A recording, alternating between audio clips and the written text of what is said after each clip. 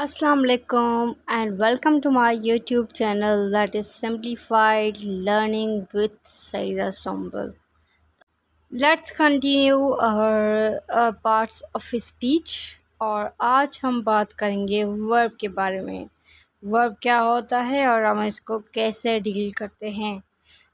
But first of all let me clear you one thing कि verb के अंदर बहुत सारी चीज़ें आती हैं, ट्रांजिटिव और इंट्रांजिटिव वर्ब, एक्टिव और पैसिव वॉइस और सब सारे 12 टेंसेस आपने इसमें पढ़ने होते हैं और मॉडल वर्ब्स और उसके अलावा बहुत सारी चीज़ें और भी हैं। तो आई नो कि अगर मैं एक ही वीडियो के अंदर ये सारे कॉन्सेप्ट्स आपको बता दूंगी तो ये आपके ऊपर से गुजर जाने हैं। तो हम क्या करेंगे कि आराम आराम से चलेंगे और सब पार्ट्स ऑफ स्पीच को पहले सिंपलेस्ट वे में क्लियर करेंगे। उसके बाद हम एक अलग वीडियो बनाएंगे एक्टिव एंड पैसिव वॉइस की, और हम अलग वीडियो बनाएंगे टेंसेस की, और मॉडल वर्ब्स को भी हम अलग से डील करेंगे। इस तरीके से क्या होगा, डबल माइंडेड नहीं हो जाएंगे और हमें जो कॉन्सेप्ट क्लियर करना होगा हम वो क्लियर कर लेंगे। एंड आई थिंक कि it is more better way to understand things more properly, और हम समझेंगे भी, डाइजेस्ट भी कर पाएंगे और उनको यूज़ भी कर पाएंगे। तो let's start. Verb is a word.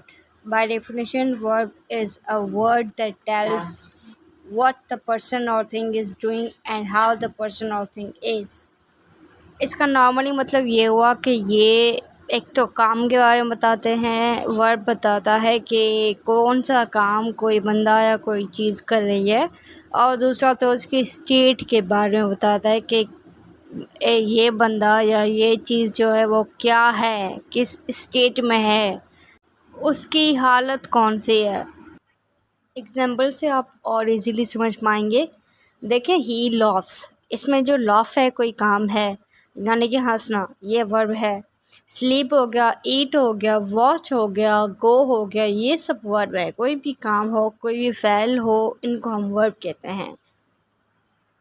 देखिए यहाँ पे आपने एक और बात नोट करनी है कि वर्ब सिर्फ किसी फ़ेल को नहीं कहते। कोई काम कर रहा हो, कोई बंदा या कोई थिंग, तो हम उसको सिर्फ वर्ब नहीं कहते, लेकिन जो काम किसी के ऊपर हुआ हो उसको भी हम वर्ब कहते हैं। एग्जाम्पल देख लेते हैं कि द कैट इज़ डेड।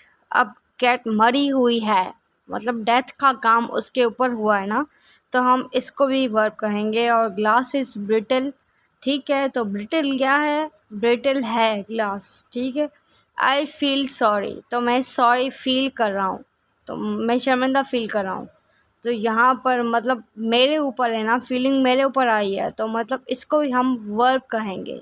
देखिए दो बातें मैंने आपको वर्ब की बताई कि वर्ब जो है वो एक तो फ़ेल को हम कहते हैं, दूसरा तो हम उस फ़ेल को कहते हैं जो किसी के ऊपर हुआ है, ठीक है। अब इन दो बातों को आपने याद रखना है, और हम इनमें से ही दो कॉन्सेप्ट और पढ़ते हैं। दो कॉन्सेप्ट कौन से हैं, ट्रांजिटिव वर्ब और इनट्रांजिटिव वर्ब।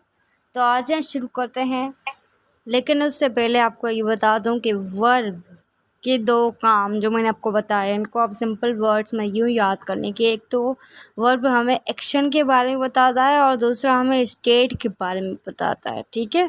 एक्शन और स्टेट, हालत और काम, ये दो काम है वर्ब के। अब हम ट्रांजिटिव और इंट्रांजिटिव वर्ब पढ़ेंगे और हम देखेंगे कि जो हमें एक्शन बता रहा है वो कौन सा वर्ब है, और जो हमें स्टेट बता रहा है वो कौन सा वर्ब है। अच्छा जी, आपको यहाँ पे मैं बहुत सिंपल वर्ड्स में बता दूँ कि सेंटेंस के आखिर में आप देख लें, अगर ऑब्जेक्ट है तो जो वर्ब इस्तेमाल हुआ है वो ट्रांजिटिव वर्ब है, और अगर सेंटेंस के लास्ट में आपको ऑब्जेक्ट नहीं नज़र आ रहा तो मतलब कि वो जो वर्ब यूज़ हुआ है वो है इनट्रांजिटिव वर्ब। ये इसलिए कि डेफिनेशन के अंदर ये लिखा हुआ है कि ट्रांजिटिव वर्ब वो है जो एक्शन को ऑब्जेक्ट के ऊपर पास ओवर करता है, इंट्रांजिटिव वर्ब वो है जो एक्शन को ऑब्जेक्ट के ऊपर पास ओवर नहीं करता, और जब वो पास ओवर नहीं करता तो वो हमें एक्चुअली स्टेट के बारे में बता रहा होता है। तो ये दो डिफरेंसेस आपने याद करने हैं। और इसकी बुनियाद पर आप डिफ्रेंशिएट कर सकते हैं कि कौन सा वर्ब ट्रांजिटिव है और कौन सा वर्ब इंट्रांजिटिव है। चलें जी, ये कॉन्सेप्ट्स तो हमने पढ़ लिए। अब आ जाएं थोड़ा सा एक्सरसाइज की तरफ और हम देखते हैं कि एक्सरसाइज के अंदर किस तरीके से पूछे गए क्वेश्चंस और हमें किस तरीके से उनको सॉल्व करना है।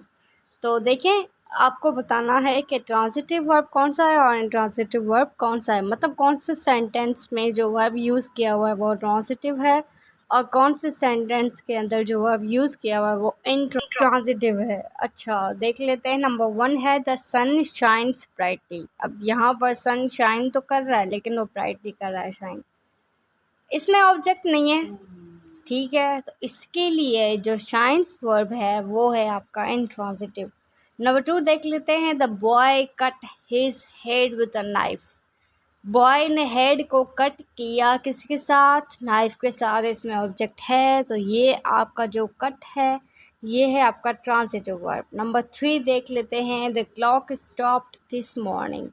क्लॉक जो है वो स्टॉप हुआ दिस मॉर्निंग। अब यहाँ पे भी ऑब्जेक्ट नहीं है, ठीक है, तो ये भी हुआ आपका वर्ब इंट्रांजिटिव। बिल्कुल इसी तरीके से आप पूरी एक्सरसाइज को सॉल्व करेंगे and it would be very very very useful for you people. आ जाएं 31 को देख लेते हैं। You speak too loudly. इसमें भी आपको कहीं पे भी ऑब्जेक्ट नज़र नहीं आ रहा होगा तो it is again an intransitive verb.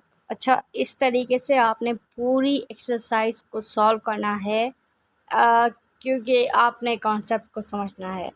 मैं समझती हूँ कि आज के लिए इंट्रांजिटिव और इंट्रांजिटिव वर्ब्स का कॉन्सेप्ट काफ़ी है। It is enough for today. Next topic के साथ हाजिर होंगे नेक्स्ट लेक्चर में, नेक्स्ट वीडियो में। तब तक के लिए stay tuned and thank you so much. अल्लाह हाफिज़।